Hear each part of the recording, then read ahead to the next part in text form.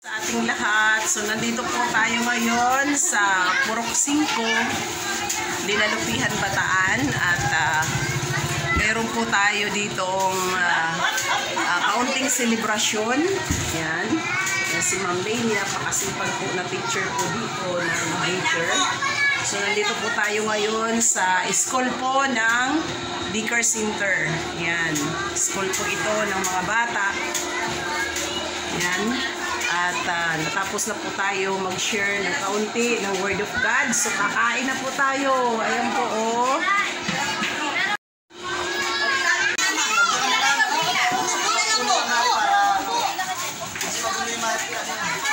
Nakita mo?